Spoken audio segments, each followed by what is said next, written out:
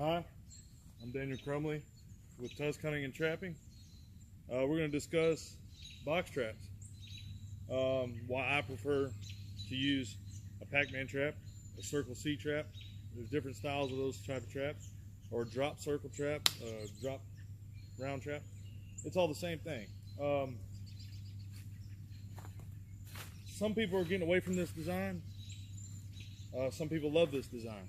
It's all on what you like, what you prefer. What I was saying earlier, or what I said in my other videos, as far as baiting. See, I already got my bait station set up. I had this here for about a week and a half. And they're coming in, I got tracks, I got trails that they're coming down. I got 1, 2, 3, 4 trails they're coming down. 4 trails. With that one behind me, one to the left of me, one to the right, one straight in front of me. This is the focal point. This is the center point where these hogs are moving in and out to different areas. We got feeders set up this way. We got feeders set up this way. We got feeders set up this way. And to put it right here is a perfect spot to put it. Like I always say, look, get your reconnaissance, go look, find the tracks, track where they're going, where they're coming from. You know, you can tell a lot by how many tracks are coming through one trail. The reason I prefer the round trap, like I was saying earlier, what I've said earlier in my other videos, you get a problem sometimes if you don't sour your corn and you use regular corn. You get a deer that comes in here, gets trapped up in this trap. It's not a good situation. It puts you in a sticky situation. It puts you in a hard decision, a hard situation, especially if something goes wrong. The best way to bait these traps, I always say, is sour the corn. Sour that stuff. If you got to let it sit for a couple weeks, I know people get anxious. They get that swine flu. They want to go out there and trap. They want to go out and hunt. Believe me, I don't know it more than anybody else. I know that feeling. But you got to do the right things to manage the game and manage wildlife. You don't want to get the wrong thing or trap the wrong thing. When you're going into one of these type of traps, it is a good setup, good way to start.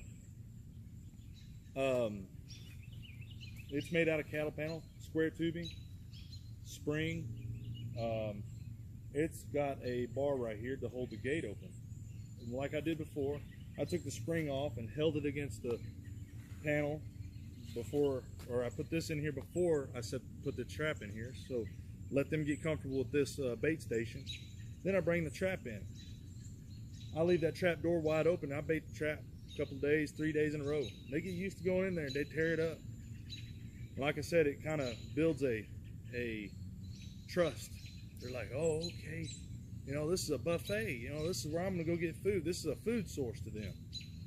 So after those couple days go by, I set it. They go in, boom. And the good thing about box traps, and most of them, I know with the drop gate, it's not like that, but for a root gate or a drop hinge gate, they can still root their way in if it's designed properly. Same thing with this one. Once it's triggered, it comes to an angle. Once it comes to that angle, it stops, the door stops. That's what the spring's holding shut. The hogs can still root their way in, but like a round trap compared to a box trap, I can only fit maybe 5, 6 adult hogs, and that's packing that thing full. Now, round trap, I can fit 5, 6 hogs easy, depending on how big it is, how big you want it to be. But it goes in there, and you only get 1 or 2. You miss the rest of the herd, the rest of the pack.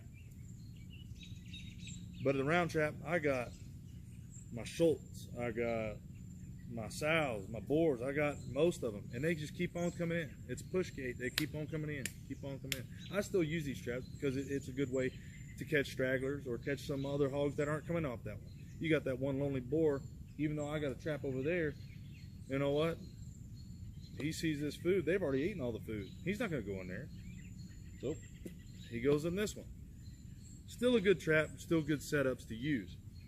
When you're baiting, I try to crisscross on the trails or try to hit the trails, but they all go to this trap. I lightly put my bait out, and I try to cut across the trail, and I see where they're coming in on high on or hot on. If there's a lot of tracks on that trail, that's where I want to cross. I want to cross that trail, and if you see a couple tracks here and there, don't worry, they'll find that feed. That's what the scent's for. Hog goes off their nose. But they'll catch that scent and they'll hit it, and they'll hit it hard. No, they'll man, and you got your big pile over here. But this is a box trap. This is how it's set up. That's how we like to set it up here at Tusk Hunting and Trapping. That's our rundown. This is how we kind of do our, like I was telling you, the transition from the bait station to the trap. That way you draw them in. But thank y'all for watching. Check us out on Snapchat, Facebook, and y'all have a blessed day.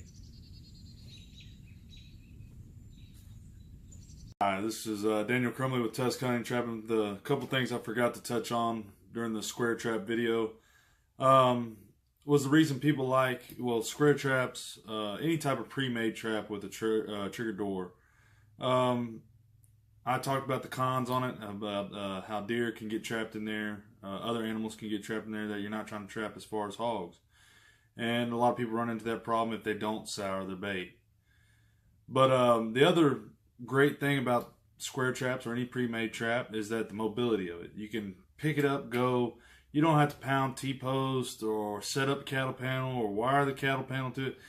That takes more time to build a Pac-Man trap, Circle C trap, drop trap, you name it.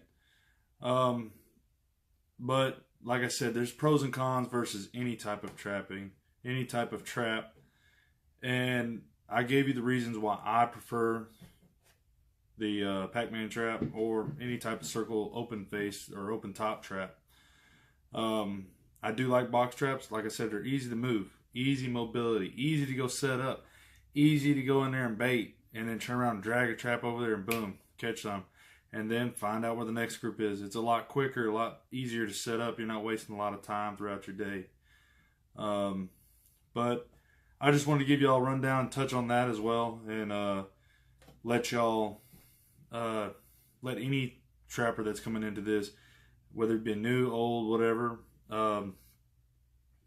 that you kind of weigh your decisions on the situation you're in, on how your trapping scenario is working out for you. That is the best way. Is each trapping situation has a different scenario. Sometimes you can't build a round trap in the area you're wanting to put a trap at. It might be easier to put a box trap or a pre-made trap. And we just, we support hunting, trapping, you name it. And y'all stay tuned for our other videos, and y'all have a blessed day.